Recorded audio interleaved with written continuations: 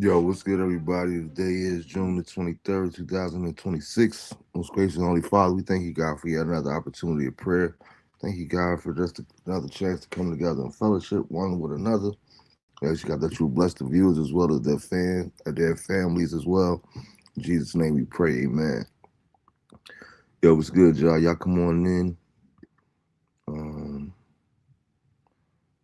Give everybody time to come in before we get into quick questions. Probably won't be on too long. Um, want to say happy born day to my cousin Keith. I don't own the music that's playing in the background, so copyright whatever. I do not own the music. Not even sure if you guys can hear it, but again, shout out to my cousin Keith who's celebrating his born day on today. There was a couple of other people, everybody that's celebrating on today.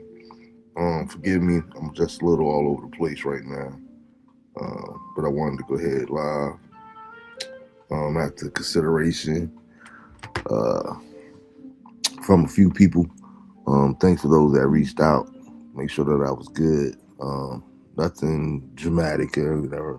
It's just that a couple of videos that I seen, a couple of posts, and people in their comments and their thoughts had me in my feelings, and I didn't want to be. I didn't want to be like them. I didn't want to be caught up in my feelings, and I didn't want to say anything immediately. So I thought maybe we would do the show next week and cover the same topics, but why wait? Why procrastinate? Let's go ahead and talk about it.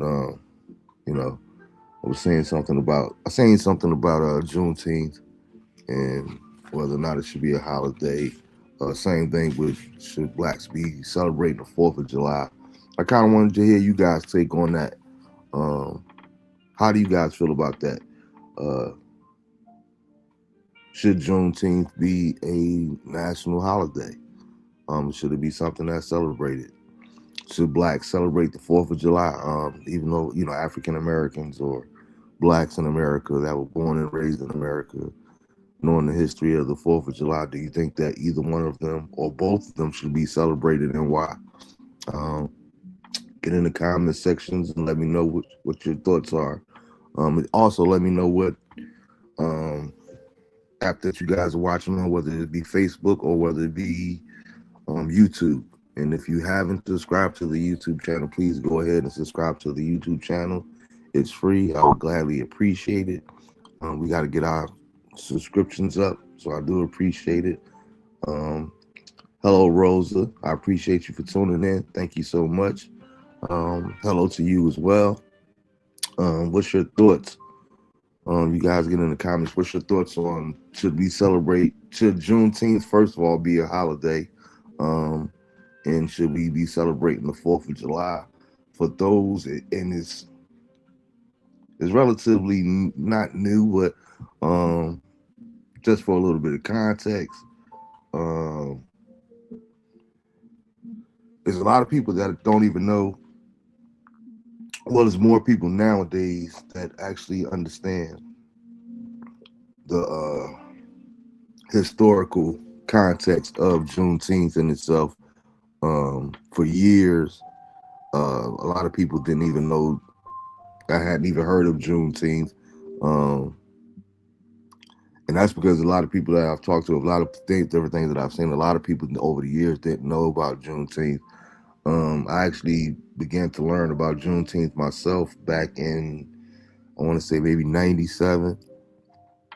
But it wasn't until I moved to Little Rock, Arkansas that I had ever heard of Juneteenth. I didn't know what Juneteenth was. In fact, when I first heard of Juneteenth, I just thought it was a celebration that they had down there musically every year. that I looked forward to going to when I was in Little Rock. I didn't even know that it had historical context to it. It was just a musical festival, as far as I had knew at that particular time. Then I began to learn a little bit about more about the history of Juneteenth. Um, you know, it says, and just a quick summary for those that don't know, or that's late to the party. When I looked it up, it says the definition of Juneteenth is freedom finally came on June 19th, 1865, when some 2,000 Union troops arrived in Galveston Bay, Texas. The Army announced that more than 250,000 enslaved blacks in the state were freed by executive decree. This day came to be known as Juneteenth by the newly freed people in Texas. By the newly freed people in Texas again. Um, so, in other words, when blacks got their freedom in America, to sum it up, to paraphrase, it wasn't until almost 2 years later that actually blacks in Galveston had found, heard about it. So, of course, we don't know that we wasn't there, but I always wondered about that when why was it such a delay? I know that we live in an advanced technology world right now. As far as social media, we have the internet, we have mailing systems, and so what was the such a delay that it took that long for them to get word in Galveston? Was it done deliberately? Was it just it's like why did the rest of the states know about it other than just this particular part of Texas? Um, I don't know much about the demographics of Texas, but I do believe that is in South Texas. I'm not sure. Um, so maybe it might have just been took a longer time for them to get the word to that. I'm not sure, but I always wondered. Not to say that this is the case. Me personally, I just always wondered, was it where um, the people in that particular area they wanted to try to continue to get free labor for as long as possible. So let's delay them, letting them know they are technically and legally. Oh, excuse me. They are technically and legally free, but do we want to let them know that, um, or do we want to milk it as long as possible? What are some of you guys thought as far as Juneteenth? Um, and it kind of I kind of question that the legitimacy of it. Me personally, just because it's like this day is significant for what purpose? That we were late to the party, or that those people that in that particular time were late to the party. Did it change the fact that um, they were already free? So it just brings about questions, and I want to hear somebody else's thoughts, or if somebody else's take on this. Um, how do you feel about it? Do you feel any way about it? Um, and to bring it up in the context so we get any comments, it's just like for me, um, I wouldn't say that I'm necessarily a big fan of Juneteenth personally. Um, and this is just my thoughts, and it's my right to have an opinion on whatever subject, so to speak. I don't really care how you feel about it. Um, but for me, I feel like Juneteenth has become a national holiday in this day and age, in this particular time that we're living in, because um, the powers that be, the people that run this government, they seen an opportunity where they could capitalize on it. I don't think that it has anything to do with merit or morale. I think everything is based on they seen another opportunity. Okay, let's capitalize on this. Let's make some money on this Juneteenth. Um, like all these Juneteenth celebrations, the T-shirts, the cups, the the banners, the this here, the that there, even the sales. Um, I believe it was a couple of years ago. I was like, see, this is why it's commercialized and it's all about capitalism, because they even had like a particular flavor. I forgot what it was. I believe it. I want to say Walmart. I'm not sure, but I want to say Walmart. They had a particular Juneteenth flavored ice cream. Like, I just think that we live in a day and age where everything is about how much money can be made, how much, um, on my night. So I just, me personally, I believe that that's what it was really about. It wasn't about let's really celebrate and honor the fact that these people were freed. Were they compensated for those 2 years of the work that they did, or was it just the attaboy? Sorry, you guys are just getting word. Like, what was done for those people that were working as slaves, or the enslaved, that whole year and a half is like working for free. Like, were they recompensated? Were they, or did they just get an apology? I'm sorry to inform you, but you was over free. You was freed over a year and a half ago. 2 years ago. Um, so what you guys take? I'm looking for some comments. I want to hear. I don't care. I don't really. I know how I feel, but I want to hear some other perspectives on um, how you guys feel about it.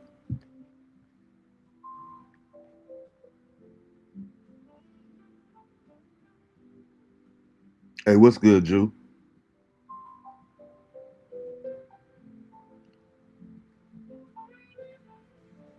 I don't know if you really vested in it, Drew, but we're talking about Juneteenth here. Juneteenth is like a national holiday now. Um, should it be celebrated? Should Black Americans celebrate the Fourth of July, Independence Day? Um, what does it mean? And kind of want everybody to take on Juneteenth before we get into the Fourth of July. That's why I was waiting on a few comments for the Juneteenth. I seen another video on the Fourth of July, but I'll get to that next once we get off of Juneteenth. Um,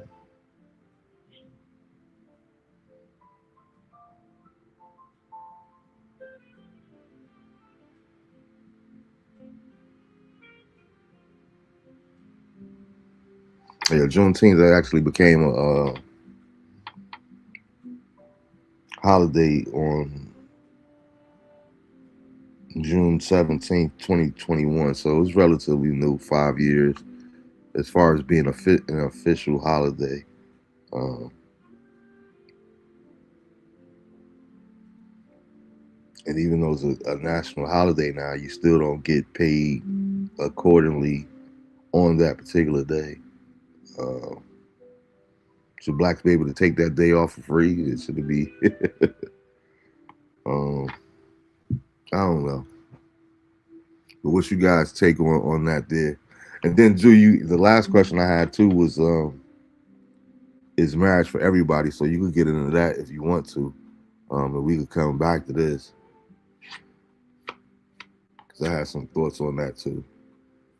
So, it was, Drew said, explain Juneteenth. Okay, so Juneteenth is, long story short. Let me pull that up again. Okay, so Juneteenth is a holiday commemorating the end of slavery in the United States. It is celebrated annually on June 19th to mark the day in 1865 when the Union troops arrived in Galveston, Texas to enforce the Emancipation Proclamation and free the last enslaved Black Americans. So, pretty much what it was um, America was already free. That Independence Day. They first got the when the Emancipation Proclamation was actually signed. In short, these people in Galveston, Texas, it wasn't until maybe a year and a half, 2 years later before they actually got word that they were no longer enslaved and that the slaves were actually free. So essentially, these people in Galveston, Texas, they got a year and a half, 2 years worth of free labor because they didn't get word that the Emancipation Proclamation had already been signed and that blacks were now free. So all these years later, what they did was they commemorated that day that they actually got the news. That much later, they made it a national holiday. Um, So my question is if the Emancipation Proclamation, even though they were free already, um, it was good, right? You know, out of the national, um, what do you say? Out of the 11 federal holidays, it's okay. We get two, MLK and Juneteenth. Okay, and that's what I said. I just want to know how you guys feel about it, and do we really elaborate a little bit more if you can, right? On that day, you say we get two. But we know MLK Day, they fought long and hard about that and forever before that became actually a holiday. Um,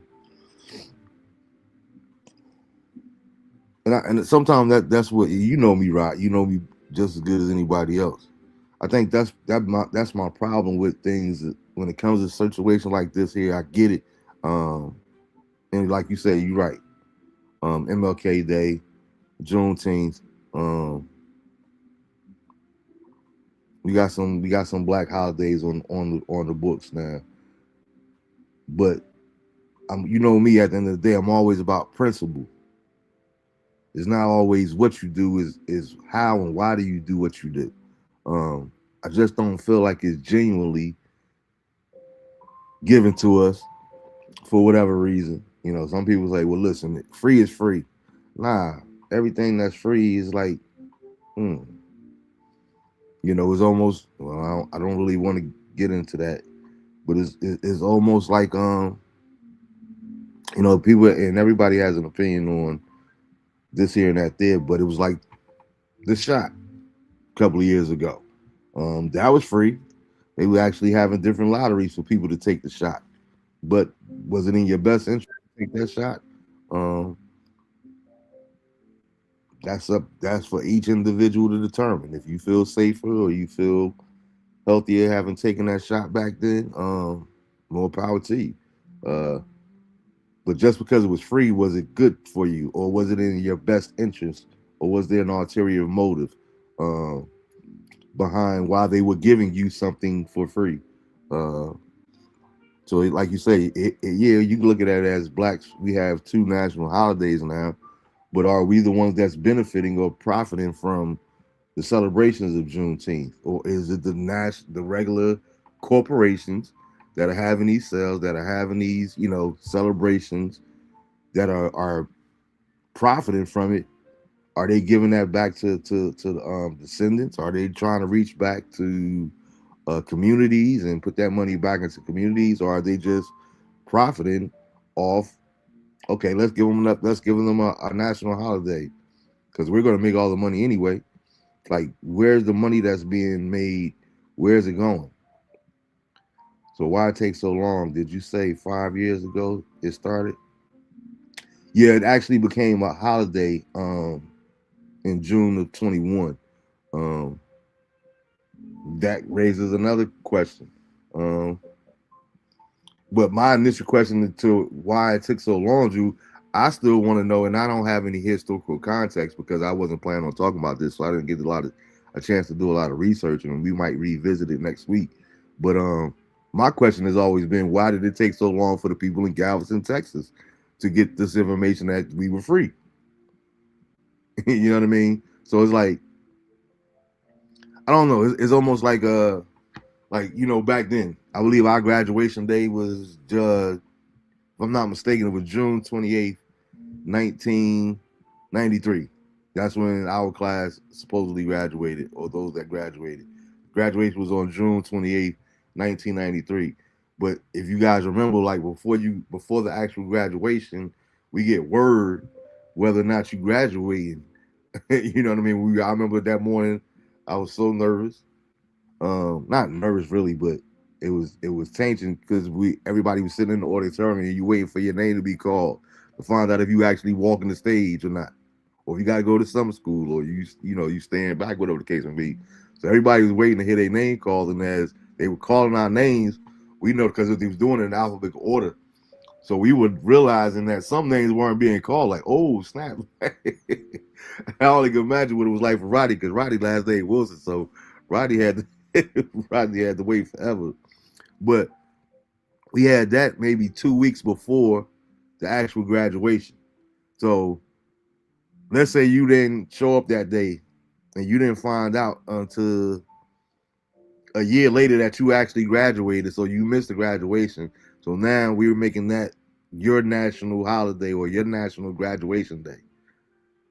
Whose fault is it that you were late to the party or that you wasn't informed that you had graduated a year and a half? That, and it's not necessarily parallels, but that's the first thing I can come to off the top of my head as far as comparison. Like, I just always wonder, if everybody else knew that the slaves were already free, why did it take the people in Galveston, Texas so long? And were those people that the slave owners in Galveston, were they intentionally not informing um, the slaves that they were free because they wanted that much more free labor? They wanted to hold out as long as possible. Now, I'm not saying that that's the case. I just wonder, was that it? I can't deny the possibility that that was the reasoning, that they want to let these people know that they were slaves. Because you got to remember, we're talking about a time where blacks were, you could be literally unalive for having the ability to read and write. So imagine that. It was almost like how we use the word, how that word is always thrown around now. You had these gatekeepers, where these people gatekeeping, and let's say, look, we're gonna milk this as long as we can, because once they realize they free, you know, now we got to actually find some people to work these fields. Now we got to find some people to work these whatever the situation was at that time. I'm not sure. I don't think they had factories, whatever, but the labor, the cotton, the gin, the oil diggers, or whatever the case may be, whatever they were doing down there in Galveston. Now we gonna have to find some people to actually replace these slaves who were working for free. So was that their whole motive for not informing them? I don't know. But anybody else had anything, or as far as Juneteenth, nobody had any opinions on that?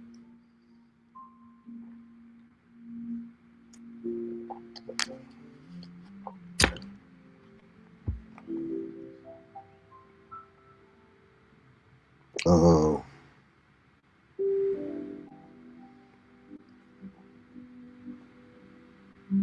just make me wonder. Like I said, I'll do a little bit more research and we could revisit it next week. Um,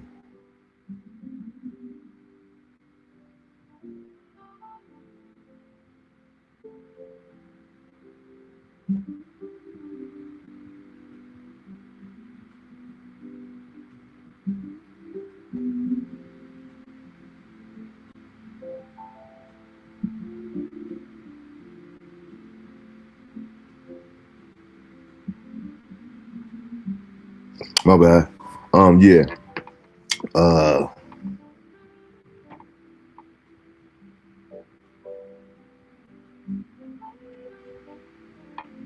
yeah, I didn't see anything else about Juneteenth, so we can move on. 4th of July. So I seen an interesting. Somebody shared a post. Um, Somebody that I used to follow that I have officially unfollowed, um, because I don't like the trolling that they do, or that I feel they do, and that's their right to do it. So yeah. So this is when everyone can smoke that day too. Everyone can smoke that day too. I ain't sure what you meant by that, Jew. Um, and that's what I say. It's I was kind of triggered. I wasn't upset. Um, I just didn't want to say anything that I would later regret. That's why I didn't want to come on. But I'm a person that has few regrets, and I say what I mean, and I mean what I say. Whoever don't like the way I feel, um, more power to you. Keep me in your prayers. I really don't care. Um, but this is a pastor guy that I used to call a friend. Um, I won't dare say that we are friends anymore. Um, And I'm finally getting it too, because I remember back in election time, during elections, a lot of people were saying that. And I was saying that we talked about it on the show several times, where you were seeing different people. It's like, if you're down with this or you support this, I can't align myself with that. Um, and I don't, I wasn't there. I wasn't there, um, because everybody. If I love you, I love you. It doesn't matter whether you're what it is that you're into or how you feel about certain things. That love for you don't change based off of your belief system or what you practice individually, as personally. If you're a homosexual, if you're whatever, that's your life to live. I have no heaven or no hell to put you in. um I'm not the almighty. That's on you. What you do with your time is what you do with your time. But to me, I finally got to that point where now I get it. I finally get it, because it's like this person, this individual, everything that they do is, I feel like brown nosing. I feel like kissing behind, sucking up, however you want to, any term or phrase that you want to put into it, because it's like every chance that they get, and I'm talking about African American, but I'm talking about somebody that's actually black, um, a pastor. It's like they constantly taking shots at other black figures because they view things differently than them. And like I said, it's okay to view things differently. You can see things differently than me. It doesn't mean that I'm going to personally attack you every time your name come up. Every time. Sometimes we just got to sit in silence, especially when you call yourself a per se Christian or a follower of Christ. Why are you always, you know, gaslighting certain situations? But this person, they were they played a clip. They posted a clip of Joy Reid talking about the Fourth of July, and how, I'm just paraphrasing what she said. Um, no black people that she know really celebrate the Fourth of July. Yeah, we'll take the day off of work, and we might have a cookout or whatever the case may be, but we don't really care about the Fourth of July. And the person that posted it was saying, "Here it is. Here is Joyless Reed berating um, America once again, and it's ashamed," or whatever the case, however he worded it, so to speak.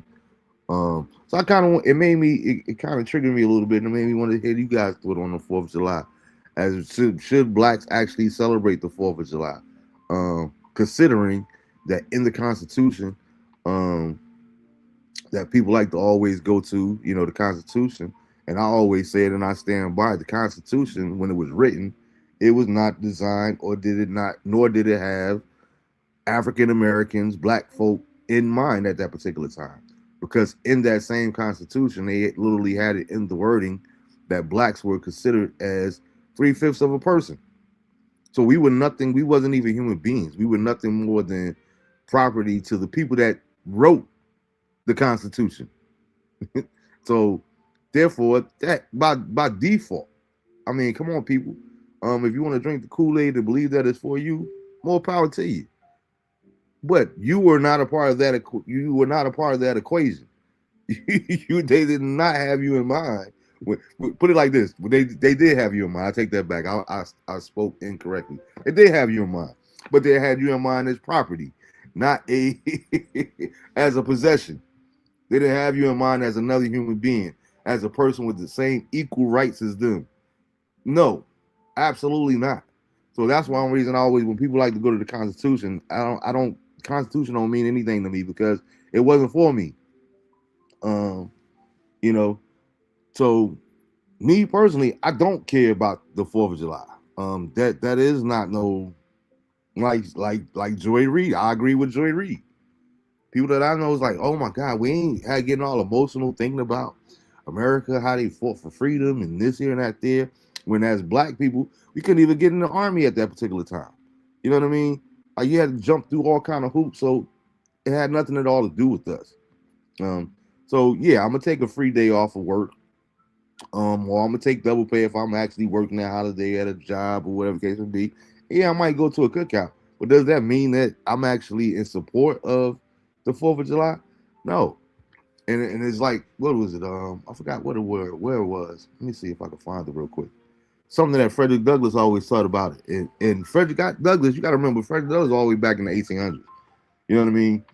But he said this about, which is, I think that Frederick Douglass is a figure that we don't really talk enough about, because the stances that, and as far as what we know anyway, I'm one of those skeptical people too. I believe a lot of times the history that we have is what they want us to know, or information that they want us to know, but was it really that way? I would love to know that, because it seemed like Frederick Douglass was really a radical at that particular time, and was proud to be a free black man, and didn't have any problem with speaking um,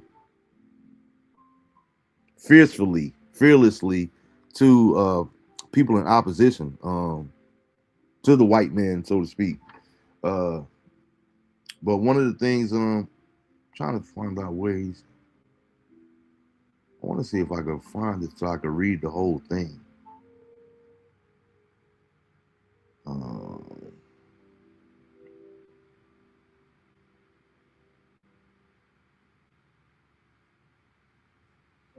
I don't think this is the whole thing, but here it is. I found something and I want to read it. This is what Frederick Douglass said. It's called, the piece that I'm reading is a nation story. What to the slave is the 4th of July. On July 5th, 1852, Frederick Douglass gave a keynote address at an Independence Day celebration and asked, "What to the slave is the 4th of July?" Douglass was a powerful orator, often traveling 6 months out of the year to give lectures on a abolition. His speech gave his speech given at an event commemorated the signing of the Declaration of Independence was held at Corinthian Hall in Rochester, New York. It was a scathing speech in which Douglass stated, "This 4th of July is yours, not mine. You may rejoice, I must mourn."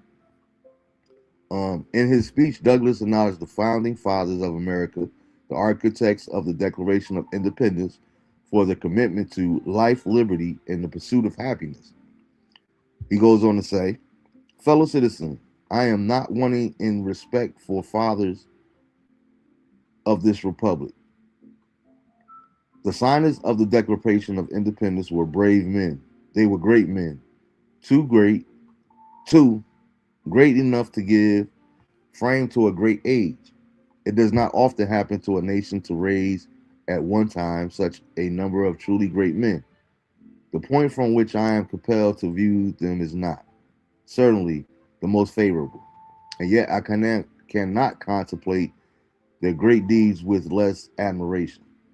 They were statesmen, patriots, and heroes, and for the good they did, they were principles, and the principles they contended for, I will unite with to honor their memory." Douglass stated that the nation founders were great men for the ideal of freedom, but in doing so, he brings awareness to the hypocrisy of their ideas by existing of slavery on American soil. Douglass continues to interrogate the meaning of the Declaration of Independence.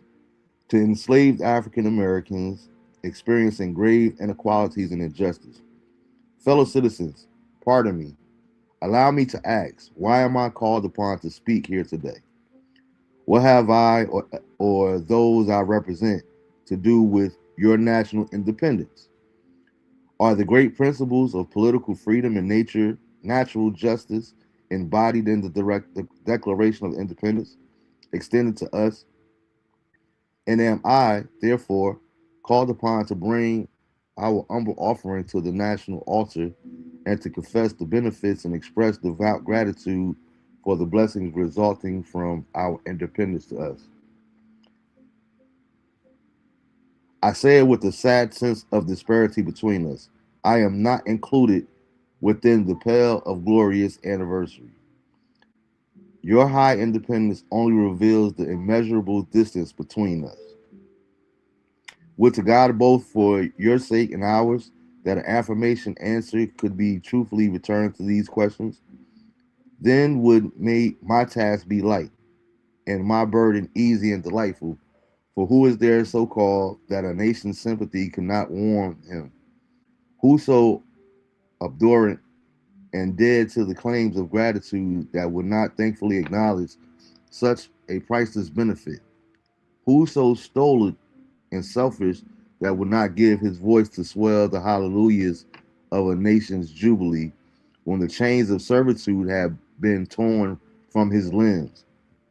I am not that man. In a case like that, the dumb might eloquently speak, and the lame man leap as in heart. Uh, that's enough for now. I don't want to go into the whole thing, but you get the gist of what he was saying. This is a holiday for them. Drew said, all I can remember about the 4th of July is going to cookouts, drink, smoke, and make some money. So the real meaning of it didn't matter to me. I had my own meaning. And I guess a lot of people, I guess that's the way a lot of people actually feel about Juneteenth as well. It's what you make of it. And rightfully so. Rightfully so. Um, and I definitely respect that perspective. And I think that is what we do a lot of times in when it comes to religion, when it comes to family values, when it comes to love, just in general. I think a lot of times it really is um we make of it what it is that we want. We base our based on our own belief system along added into with our own personal experiences. Sometimes that's what conforms us to come up with these different concepts of how we view um, marriage, how we review what is the measure of success. Is success? I was listening to an interview earlier today, and I found it very interesting. LeVar Ball was talking, the father of the Ball brothers, and he was saying, he was like, "What do you commit?" He was asked the question, "What do he see in his sons that he instilled in them as far as the measures of success?" And he said, um, "What would you rather have? Would you rather have $5 million because, or would you rather have $5 million? Somebody give you $5 million, or would you rather make $60,000 a year and live peacefully?" And he was like, a lot of people were saying, that $5 million, and he was like, you got to understand, that $5 million comes with some. It comes with a lot. It comes with heartaches. It comes with all kind of different things. You know what I mean? But that $60,000, you know, that's what it was. He was like, and you can't get minutes back. He was like, that 60,000, that 5 million is gonna call you all and have you. Hey, what's good, Thomas? That 5 million to have you going to different meetings. You got to go. You got different obligations with that $5 million. With that $60,000 a year, though, hey, you get to spend time with your family. You get to go to graduations. You get to go to birthday parties, and that's time that you can't get back. And there's also things that money can't buy. So, what is your measure of success? And is everybody measure of success is totally different. Um, what looks like success to me is totally different than what it may look like for you. Some people like to see them multiple zeros in their bank account. That's a measure of success for them. Um, where a lot of us come from, um, and I know a lot of you guys from personally, but where we come from, a measure of success is for me personally is being able to be here in my right mind, 50 years old, havingly be able to admit that I was a type of individual where I wilded out and I did things that I knew I shouldn't have done because I didn't think I would live to see 22 years old. It was just a different place where we grew up. So to be 50 years old, um, have two adult men as my sons, that's a success. It's not about money. It's not about for me anyway. Some people, nah, and I gotta have this, I gotta have that. Success looks like marriage and a family and the picket fence and whatever the case may be. Cool. Um, so everybody always has a different thing, but I thought that was very interesting, especially the way he put it, because like I said, and I always try to. And I talked about that previously too. Everybody has a different perspective on that, because for me, I think that a lot of times when we talking about children, they don't know. All they know is that daddy wasn't there, or let's say mommy wasn't there. Um, so I don't want to be bashing on the fathers. And happy Father's Day again to all the fathers out there. Thomas, Drew, Rod, all the fathers that are viewing. Um, so no matter what it was, the parent wasn't there. 9 times out of 10, though, it's like the father. I'm talking about fathers that are actively in their lives. Or you take a LeBron James, for example, or Michael Jordan. You know, people always like to say, well, he was sacrificing for his family. When you get to make $70 million, of course you're gonna have to miss some birthday parties. You're gonna have to, man. When they get older, they'll understand it and all that there. But my perspective is, whether you got an NBA game and you can't make that birthday party or that graduation or that high school musical, whether because you got to play away, or whether you got to work the third shift at minimum wage or $15 an hour to keep the lights on at the table. All that child remembers is that their parent wasn't there. Now, as adults, we tell ourselves, well, they got to get over it. I got to get this money, whatever the case may be. But it doesn't mean that child have real feelings about that particular situation. They wanted to be able. I remember I talked about it, like playing football. I wanted to be those persons because I used to see it all the time. After people have a good game, they would get up in the NFL or a college, or high school, and hi mom, and that junk used to literally like drive me crazy. Like, this is football. What happened? Where's the hi dad? Hey, shout out to my pops. You know what I mean? So it was like nothing for me. I wanted to be able to score and look up in the stand and see my father in the stands. But unfortunately, because of life situations and where we were at, my dad had to work. So I think my father only seen me play football maybe twice in high school. You know what I mean? Um, so I understood, especially now as a man, I understood that he wasn't there because he was doing what he had to do. But it didn't negate the fact that I wanted to be able to look up in the stands and see my dad. You know what I mean? So who are we to say the degree to determine whether or not you're justifiable in your absence? Whether it's because you got an NBA game, or whether it's because you work second shift and you can't make it, or if you're a crackhead. People always, see, man, look what he done did to his family. He out there on them drugs, or he's an alcoholic, or he's that, he's this, or he's that. And I think that that's foul and that's wrong, because you can't because of based off of your processing, you can't say, well, this is acceptable. It's okay for him not to be there if he's doing this. That's just by your definition, but that doesn't mean that it's right or wrong. Um, Julian said that's going to be viewed different by a lot of people, and that's my point, Drew. That's my point exactly.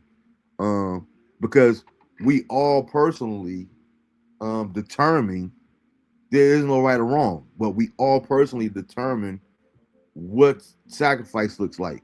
We all make that decision, conscious decision of whether we're willing to risk it all for whatever, and they just got to get over it, or whatever the case may be.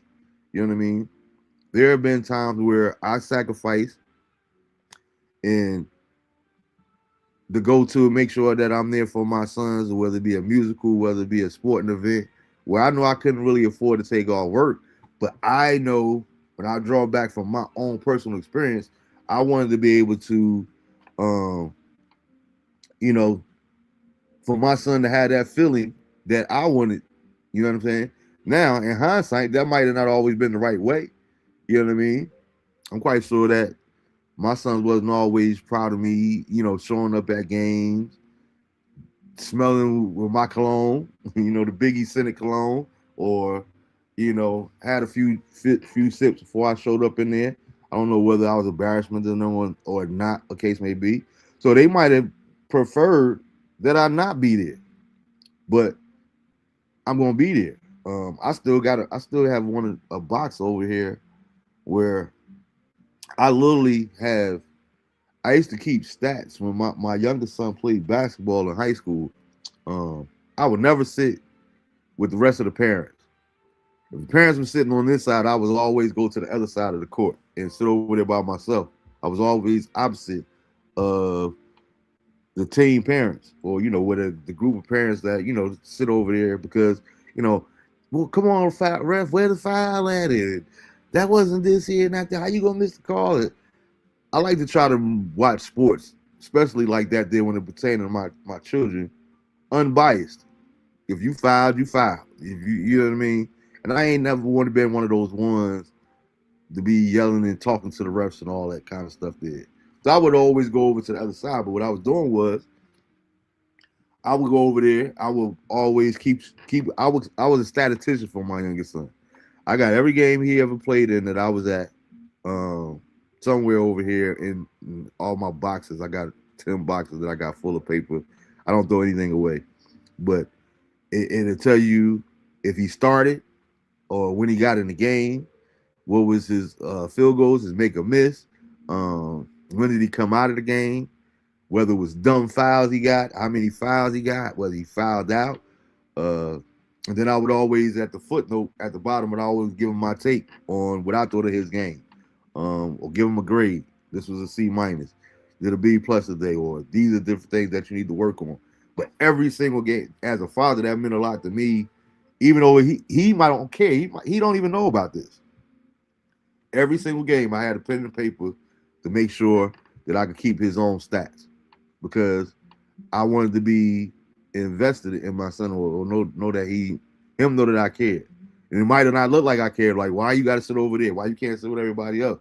Why you got to be so separate there? Why you got to separate? Like I said, I don't really care how people viewed it. That was just my process. Now, was it right or wrong? I'm not saying that it was. That was just my way. So, a lot of like Drew said it, or like I was saying, and Drew was saying along with me, a lot of people going to determine that totally different. But you not being there, you not being there. I don't think that we get to sit on this high horse and say, well, it's okay if you're working, or it's not okay if you was out with your side chick, or you out there on drugs, or you just ain't choose to go, or whatever the case may be. It's totally different. It's totally different for everybody, but that's neither here nor there. Um, I don't want to. I don't want to. We went on about that long enough, but I ain't. What's you guys take on the 4th of July? Do you think that we should be celebrating it the same as every other American? Because I thought it was distasteful for him to be name calling and talking about Joy Reid. And even when I went in the comments, it was like I really got to learn to stay out of the comments. That's what really be triggering me half the time. Um, People like, yeah, how disrespectful. I mean, the 4th of July is a great day for all of us. It really wasn't. The 4th of July, I agree with Frederick Douglass. The 4th of July had nothing at all to do with me or my people or my ancestors.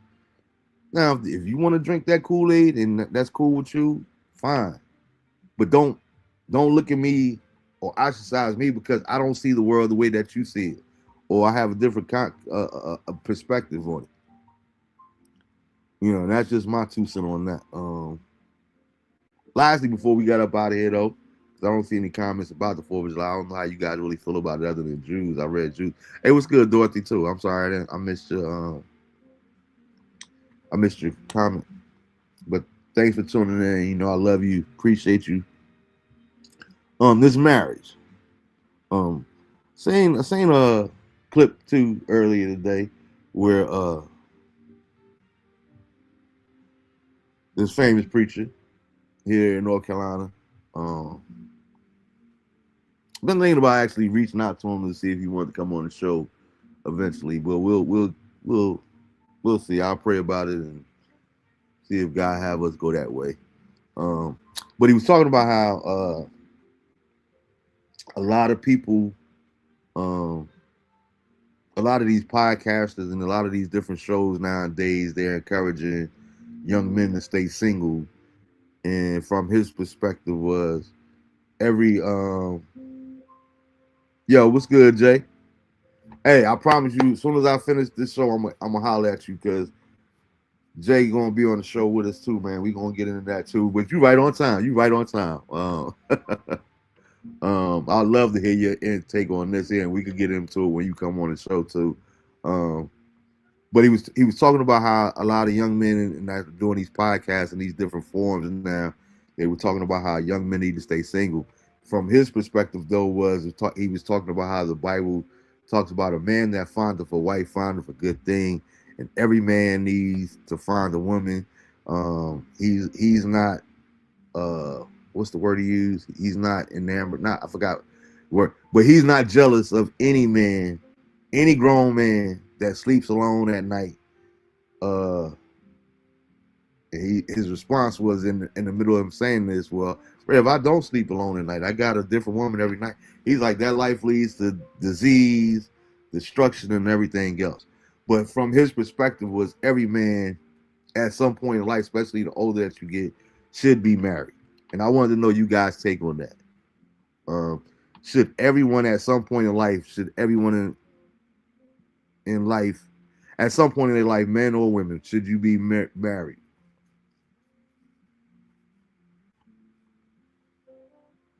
And I thought that was very interesting. And I'll give my take after we get to a few comments. I want to get you guys' take on it before I give my assessment on that.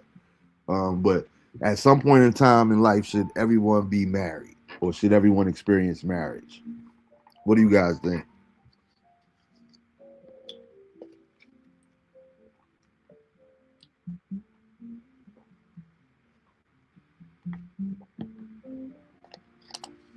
Now, those that are married, be careful how you answer that.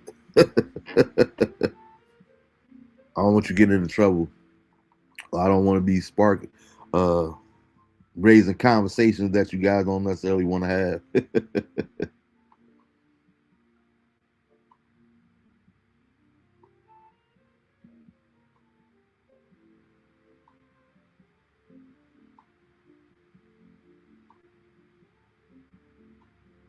And who was the number one draft pick too? I'm doing the show, so I haven't even. I'm listening to my music because I need to settle down a little bit. So I'm listening to my jazz. I didn't even watch any of the draft. Um, Jay said, "I don't believe everyone needs to be married. Companionship comes in many ways. Most pastors that scream marriage speak about it because of sin, but not everyone lacks discipline." Um, hey, what's good, Pat? I like that, Jay too. I like that. Uh, I believe in the institution of marriage and don't regret marrying, but I don't like general rules. Okay, I like that too, Pat. I could dig with that. Um, when you say general rules, what do you mean? Because are you talking about general rules as far as marriage is? Um, elaborate on that a little bit about general rules? Are you talking about in concept of what the dictionary says marriage is, or are you talking about general rules within your own personal relationship that you guys come up with? Um, Drew said that's another that's another to each his own. But if we're going to go into the word, it's different. You have some that will never get married and won't have sex, and that's so I omitted that part, Drew. I like that take, and thanks for your take too. But I omitted that part because a lot of people going back and forth in the comments. Uh, people had different perspectives, and one comment said something to the effect of, "It's just like the Apostle Paul said, though. To be burning with passion, it's better to marry than to burn." Um, so again, everybody's not going to be married, but as far as like you said, Drew, as far as sex in the context of, and that's for believers, because everybody's not a believer. You got atheists, you have Muslims out there, you have Christians out there, but according to the Christian faith, It says that you should marry. It's better to marry than to burn, meaning that burning with passion or lust for sex, and knowing that you're not married or you shouldn't be having sex outside of marriage, so to speak. Um, and I know that to be true too, Drew. Um, which is why I said I'm gonna give my take here in a minute. Just wanted to get to a few more context, saying that someone has to be married to be in good light with God. Okay, got you. That's what you mean by general rules. Absolutely, I think that's perfect. I like that. I do because that that's really good. That's really good.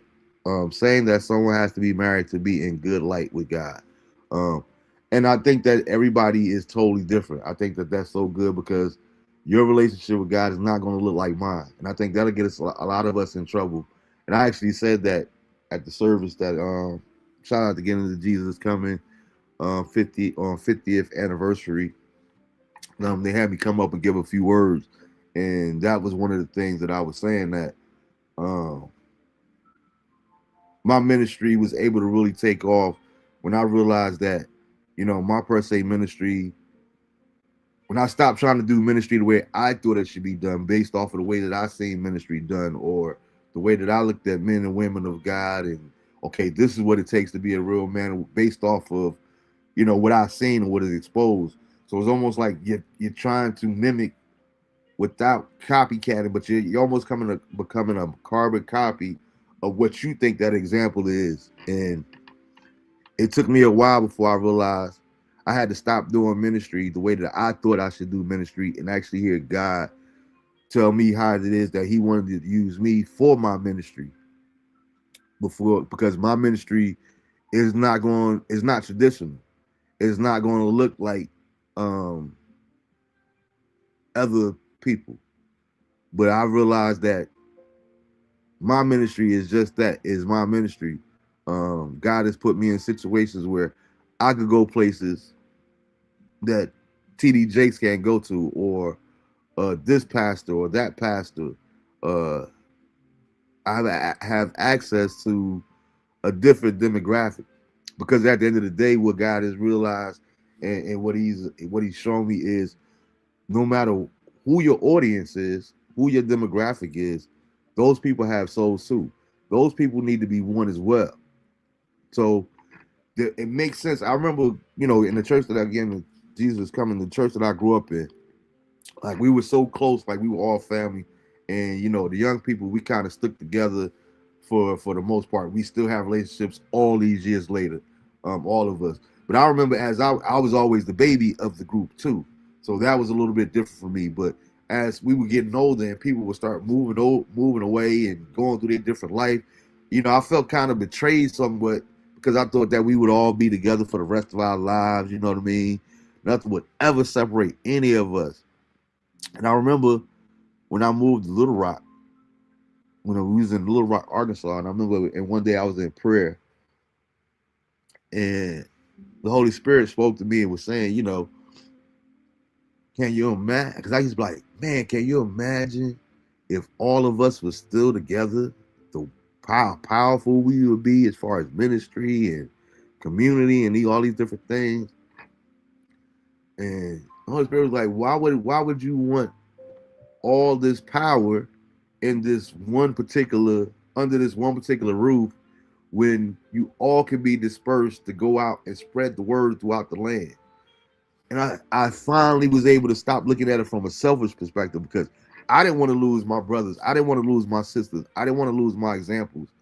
But it made that much more sense because, yeah, if you have this, whether you go to Cambridge or Harvard or Yale, one of these top schools, what difference do it make?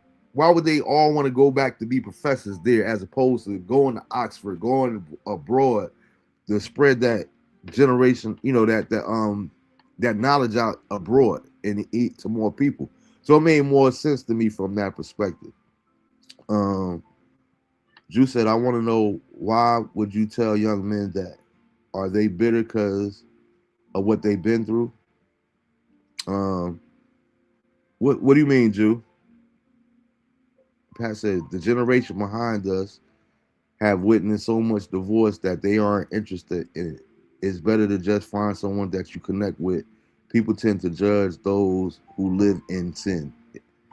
I agree with that. And now, okay, so here's my assessment. Here's my assessment. I'm gonna give I'm gonna give my take, and I'm gonna also give a biblical context, whatever the case may be. And the reason I say that is because it's like this. Before we even get to marriage, you know, I'm one of those people now, biblically or religiously, is definitely inaccurate. But I personally, I believe that people should live together before they get married. And here's why. Because I don't care how much you love someone, I don't care how long you've been in a relationship. Everybody can't live together. It could be something as simple as uh she thinks the ketchup is supposed to go in the refrigerator once it's open. You wanted room temperature. Uh do you put the toilet tissue on the roll? You know, some of these it sounds minute, but some of these things are what they call deal breakers and all this kind of stuff with people. Um, do you leave the toothpaste top off the toothpaste? Do you leave it sitting on the sink or do you put it back in the cabinet or all these different things?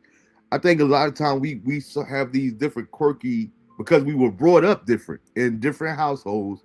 We have these different ways about us.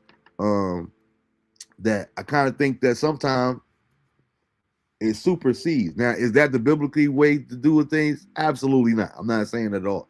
I'm just talking about my own personal experience because I've seen couples where I know that they love each other unconditionally, but I don't think that they will be the best living partners um, as far as living together. So sometimes I think you kind of need to go through this. And just because you're living together don't mean that you need to be having sex either. Let's be clear. Um, but it's a tricky subject. So that's what Pat means by living in sin when what they used to call shacking up and what have you the case may be. Now, biblically speaking, I believe that um well, first of all, let me say this. I don't believe that marriage is for everybody. Um like Jay just said earlier, I believe, me personally, I believe marriage is just like anything else. Either you're called to do it or you're not. Everything isn't for everybody. I don't think that everybody should experience marriage at some point in their lives. And the reason people are like, that's interesting. I was like, well, even biblically, when it talks about in Revelation, when it talks about the 144,000 virgins, um, highly doubt that they were married, which lets us know. Even if you want to go from a biblical standpoint, all the examples that we have in the Bible, all of them were married, men and women.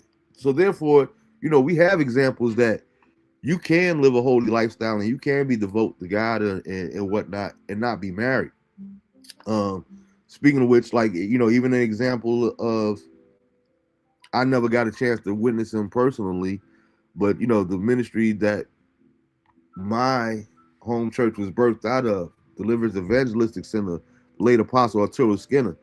Um, great, great man of God as far as in terms of what he did and the work that he done in ministry and is documented. Even in his early in the 60s, in the early 70s, he was selling out Madison Square Garden, Drew. Like he was a mega preacher before a mega preacher. You know, like literally at Madison Square Garden. I had never heard of that. He was at Madison Square Garden before Billy Graham was. You know what I mean? But they talk about the legacy that he left in ministry. How he would take 200 kids out to dinner after service. Make sure they got something to eat. He was actually the last marriage. My parents were the last marriage that he actually performed before he passed away. Um, and I would hear stories about how he literally had an apartment, Jew. He had an apartment built into this, they used to call the church the temple, but he actually had an apartment above the sanctuary upstairs where he literally stayed at the church because and he had this rule: nobody could contact him before 12 noon. Like that was his time alone with God, and from the morning until 12 noon, he was not to be disturbed. Um, excuse me, he would not be disturbed. That was just him and God's personal time. But and I always found that interesting because even when I was married and when I first got into ministry and being married, for me it was like knowing that all entails and everything that comes along with marriage.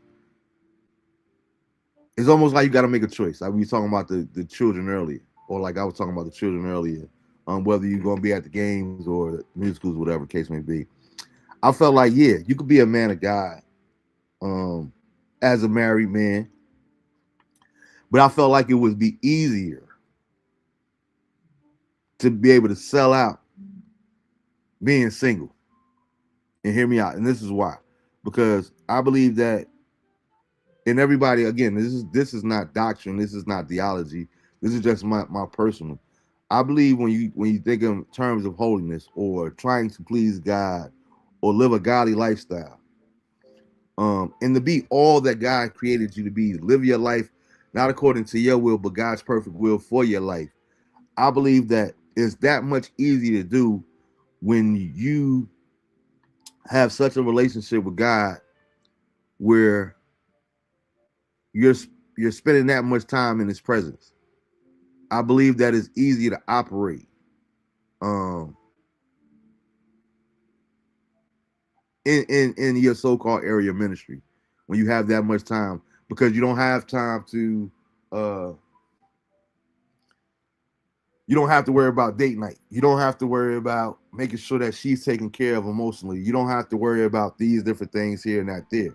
Now, on the flip side of that, those all could be excuses. It's almost like when the I said the epidemic when the pandemic first started. I remember the Holy Spirit telling me, he was like, now we're gonna really see. We're gonna begin to see, and I remember posting about this at that time in real time. But now we're gonna see who's real and who's not. There's going to be a lot of different exposures. There's going to be a lot that come to light because for so long, so many people have been saying, you know what? I really would give God more time, but between the kids and practice and work and taking care of the wife and the husband and all these other obligations that I got, the church is like, we're so busy that God gets the scraps of our time. And what the pandemic was showing, the Holy Spirit was like, you're gonna see exposed. A lot of people, because a lot of people were saying that. But what happened was when the pandemic came and everything shut down, there wasn't no practices to go to. Schools were closed. A lot of people were working from home. A lot of the things the world had changed. The world was literally shut down. People wouldn't even had some churches closed the doors. No, we're not coming outside. We're gonna go to Zoom. So what is your excuse now? When you don't work on your relationship with God because you got the football practice, because you got working, because you got all of this here and there. Now that all that's been taken away, and that's not even a factor, what is your excuse now for not spending more time with God? What is your excuse now for not trying to be more in His presence and growing that relationship with God Almighty? Because you're stuck in the house now, you got time. So what's going to be your excuse now, if you use an excuse at all, or did you really use that time to grow closer to God, to hear His voice, to seek Him? Not just love God, but to be in love with God. I think that there's a clear difference. But that was just my take. I really felt like it would be easier from a single perspective because you're so focused. But that's just the way I think. Everybody wasn't just focused on pleasing God, because I hear men and women guys say, well, you got to have some me time too, and everything can't be all ministry and everything can't be all that there.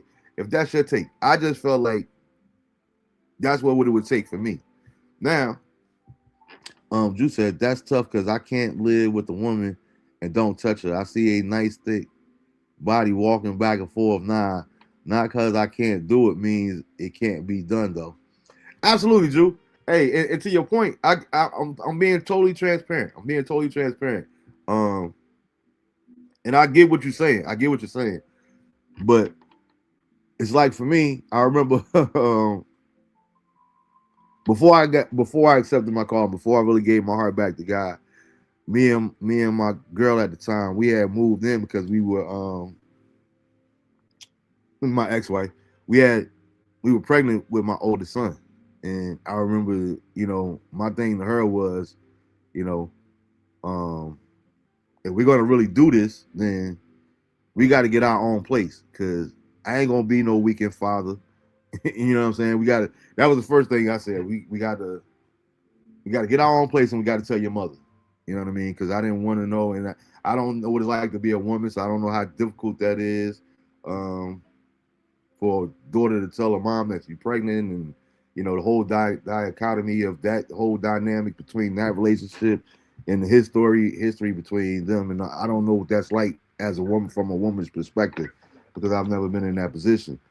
But it was like in the midst of us living together, and within, like, I think the first year, um, or maybe a year or so, when my son we had got married. No, I had got saved maybe within that first year of us living together.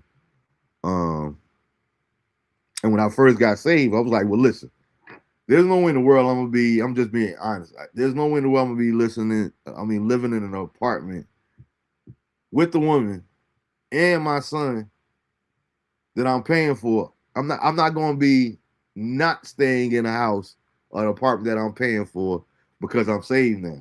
If I'm paying rent, yeah, I'm gonna be living here. Now, because I was newly saved, I was committed to not having sex. Needless to say, Drew, that lasted for about 2 weeks. Uh, and we didn't. I didn't go back. I didn't. We didn't sleep together. But I wound up moving out, and I moved back in with my parents until we could get married. Because to your point, it was like, um, yeah, that could be tough. Living with somebody, seeing somebody, and you just automatically think, "Thank you, Jesus." Like, uh, I'm not having any lustful thoughts or you know whatever the case may be. So yeah, I had to move out for 2 weeks, and we was able to get married in like 2 weeks. I said I'll be back once we actually get married. But so yeah, of course people can live together. Would I advise it? Absolutely not. Um, why would you tempt yourself in that way unnecessarily? You know what I mean? Even if you're not romantic, I think that it could be a dangerous thing for heterosexual male to be staying with a woman. And to each is everybody's totally different. Everybody's totally different. I'm just one of those type of people. I believe that for the average man, um, we put women in two different categories.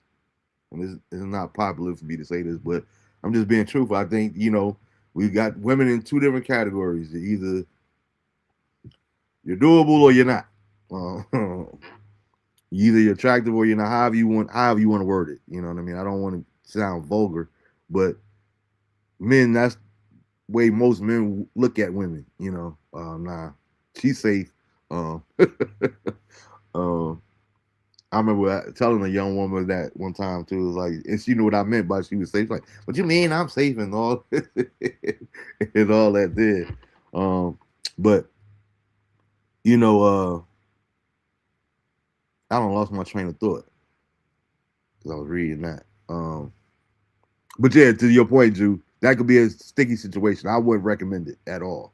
Um, Now, however, when I got divorced, I'll be totally transparent, right? When I first got divorced, I remember having a conversation with God, right? And I said, "Look, Lord, um, it's been a fun ride.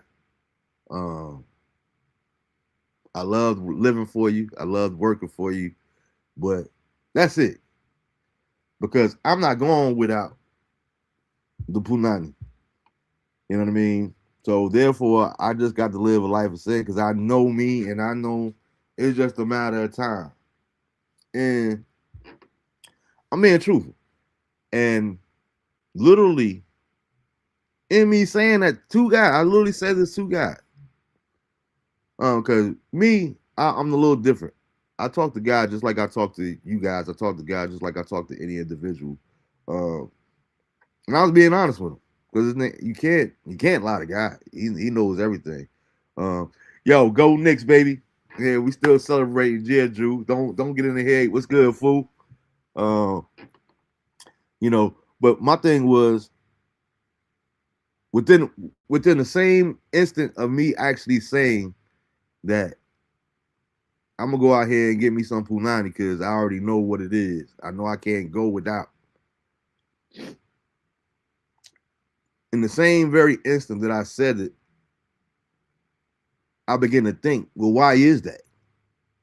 Are you that you lack discipline that much that you won't even try to live a holy lifestyle as a single man? Um, and I began to ponder that. I began to think about it, and I said, man, that is kind of crazy that I would automatically think that I can't. Well, it's just like anything else. Like the scripture says, he said, in your weakness am I made strong. And I think a lot of times what we do is we rob God the opportunity to prove himself to us. And I said, you know what? I'm gonna flip this thing on myself. Yeah, sex is my weakness. So God, I'm gonna give you my weakness so you can prove how mighty, how strong, and how capable you are in me giving you the situation. Because yes, this is how I feel.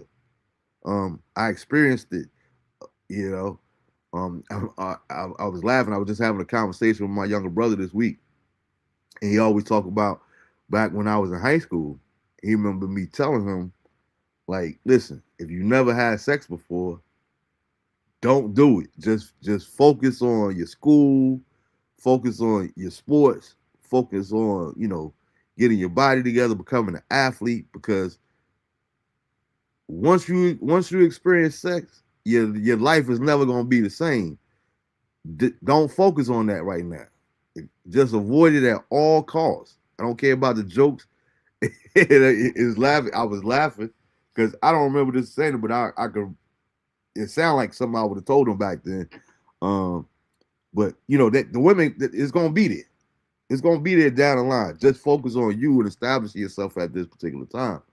And during this particular course, I said, you know what, God, I'm gonna give it to you. I'm gonna allow you to prove yourself mighty and strong in this situation here, because I know that I'm weak. I'm admitting it to you, Father. I come to you. I cast my cares upon you. um, so let's see how long I can really go without having sex. And I can honestly say, bruh, it was weird for me because I wasn't looking at women like like I said, putting them in two categories. They either safe or they not. They either tempting or they're not.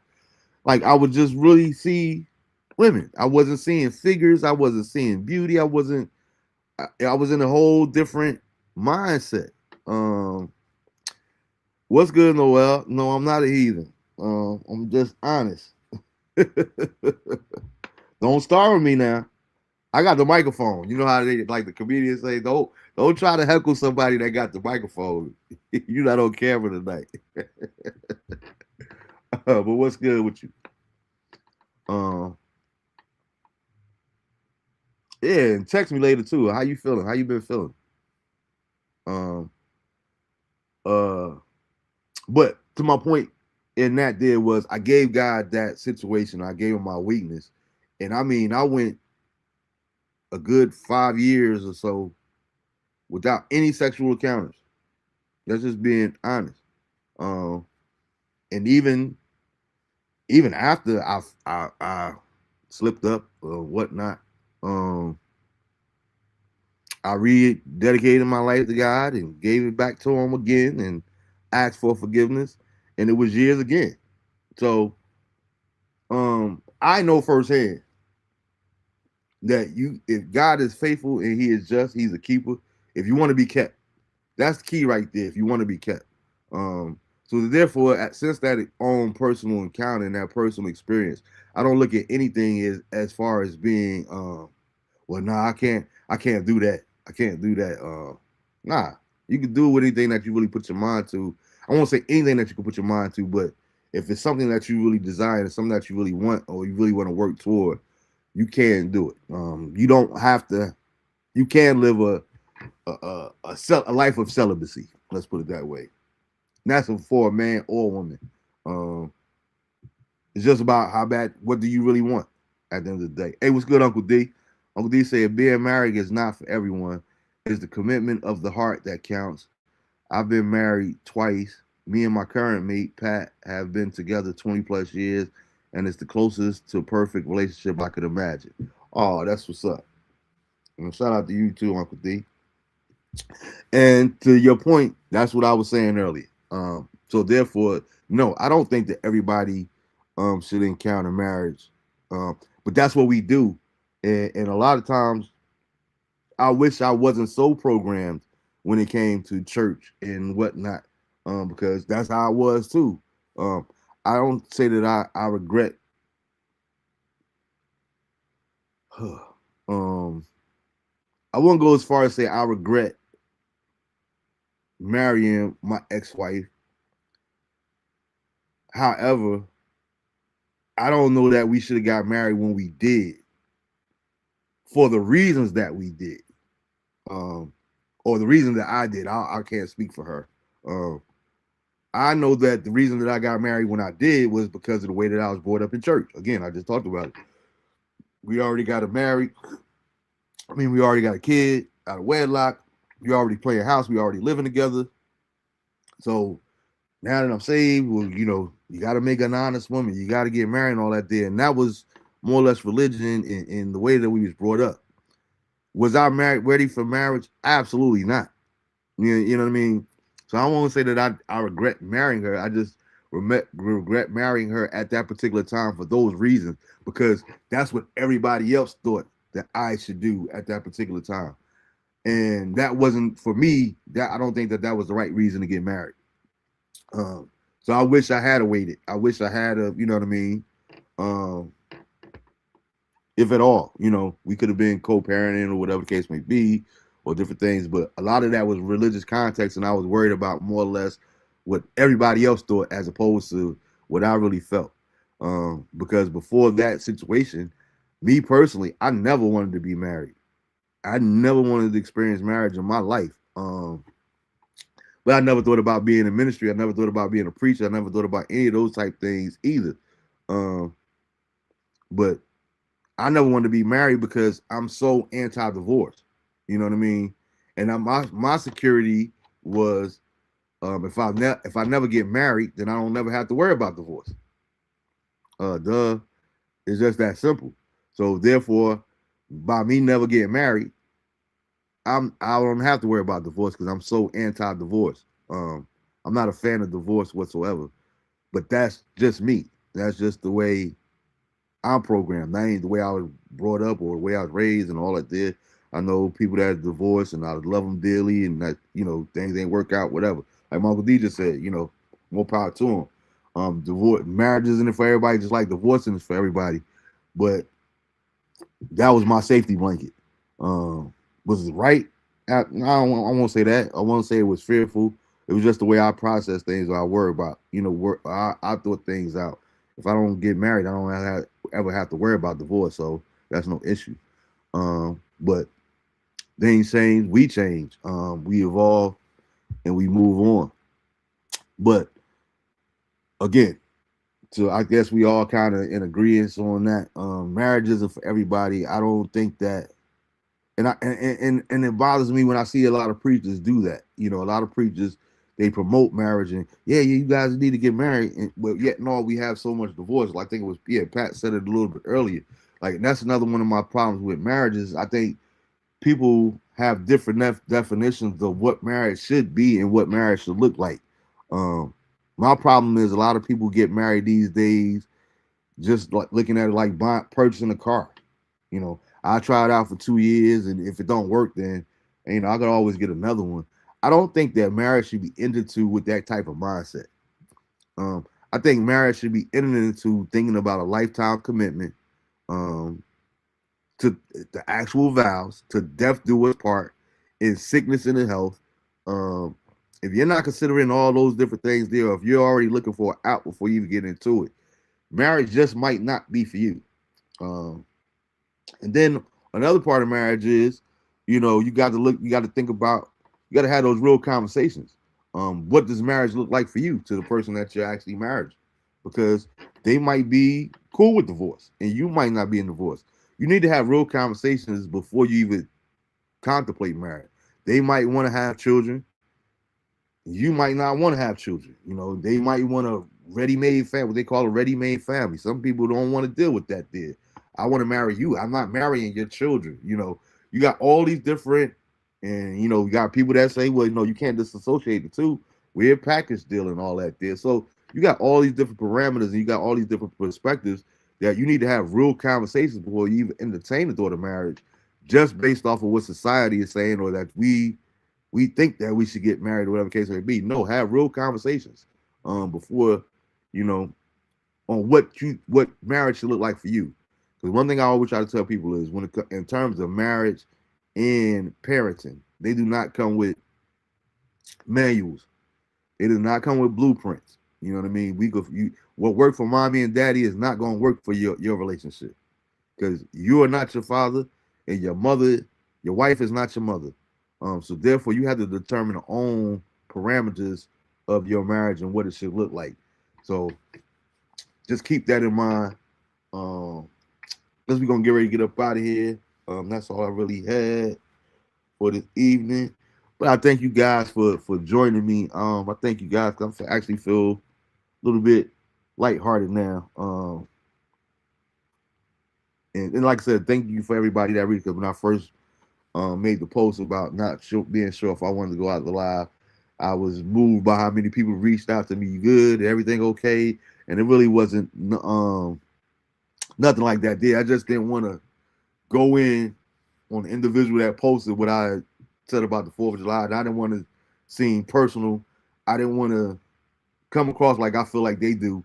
So I didn't really want to speak off the top of my head publicly without that. So, but thank you guys for, kind of just reeling it in and being able to have a conversation about these different things without even getting off kiltered. And I really appreciate you guys each and every week, man. Drew said, I think some don't have understanding of what they really getting into, bro. It's serious. It's not a game. And dude, you just said it. That I believe, but that's based off of how you feel and how I feel, because marriage is that serious to you, because marriage is that sacred to me. We got to realize though, it's not that for everybody else. And that's the problem that I have, because like I said, a lot of these people, it's almost like I said, getting a car or renting a house. Well, I got to get a mortgage when I can rent. I don't know how long I want to live here. Then you got people that purchase cars. You got people that lease cars because they know after 2 years I'm getting tired of driving this. I want something different. You know what I mean? So everybody has and I'm not saying that it's right or wrong, but those are real conversations that you need to have before you even entertain that, because this person might want this car for the rest of their life, and you already thinking 2 years. 2 years, you going from black to red or black to white. You want to go from a coupe to a pickup truck. So you got to have those conversations to make sure everybody's on the same page. That way, we don't end up in divorce or separating over something minute that could have been avoided if we had to have real conversations up front.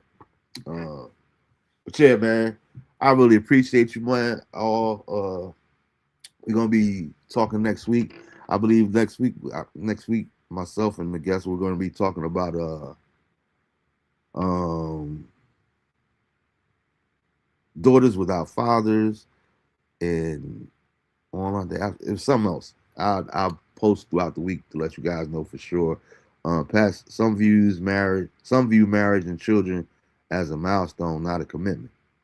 Exactly. Like and it bothers me that bothers me too. Not you, Pat, but I'm just saying in general. People, you hear people say like, you don't know what you don't know really what womanhood is until you become a mother and all that. But I know plenty of women for for many different reasons that have no desire at all to be a mother. You know what I mean? Like there's a whole bunch of people that don't desire to be a mother. Um, they worried about their career. They don't want to mess their figure up. They don't want an actual human being to come through their body, and that's their right. So how dare you tell them that they're not a real woman if they don't want to be a mother? Everybody's totally different. Everybody's totally different, and it's okay if we have different perspectives and outlooks on life. You know what I mean? That's part of it too. We is a reason that even twins have different fingerprints because we all different people. We're all different individuals. We all have a different DNA and we all have a different makeup, and that's what makes us us. And that's the beautiful thing about life. Because who wants to be just like anybody else when you could be your own individual person? Um, so yeah, that's that. Uh, so yeah, to Pat's point, don't let you feel like don't you let your life feel like a failure if you've never been married or if you don't have a parent based off of other people's opinions. Because those their opinions are just that they're not yours. So don't let that other people's parameters dictate what success or what life should be like for you. Um, govern yourself accordingly to thy own self be true. Having said that, I love you all, man. I hope you all have a great week. Happy early born day to my mom, who'll be celebrating her birthday on tomorrow. Um, so love you, mom. I hope you all have a good week. Stay safe out there. Um, Dan said you sound like a liberal. We can discuss that when you come back on, bro. I'm a free thinker. I don't identify as anything other than a free thinker. I identify as Marvin Bennett Jr. I approve that message. Man, you guys have a great week. Um, like I said, I look forward to seeing you all next Tuesday night. I love you again, Miles and Stones. And the first show I'm trying to schedule, I believe, is the June 9th episode. That's when we will officially celebrate the 6 year anniversary, being that June just flew by on me and I didn't have anything mapped out. So we will be celebrating that within the first 2 weeks in July, our 6 year anniversary. I want to thank all the former guests. I want to thank all you guys for supporting it. And to the former guests, before I get out of here real quick, and I'll make mention on that show too. I really want to thank you guys for being on here and taking out the time to do this with me, because I realize now it's not necessarily always easy to come on a type of platform that's actually live. It's easy to me, and that's just my perspective. Again, I'm not saying that it's right or wrong. It's easy to be uh, predetermined or pre-recorded, and you have all the questions that you're going to be asked, so you can come up with the nice answers. Yeah, that's the way we could do things, but I choose not to. I like authentic conversations. So I realize that as comfortable as I'm talking to people and having real conversations, that's not everybody's forte.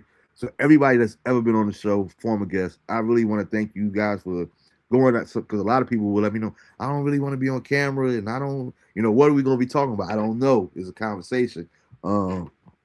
So for those that went out decided they comfort zones to be on the show with me, I really, really, really appreciate you guys, because I know that is not always an easy thing to do for everyone.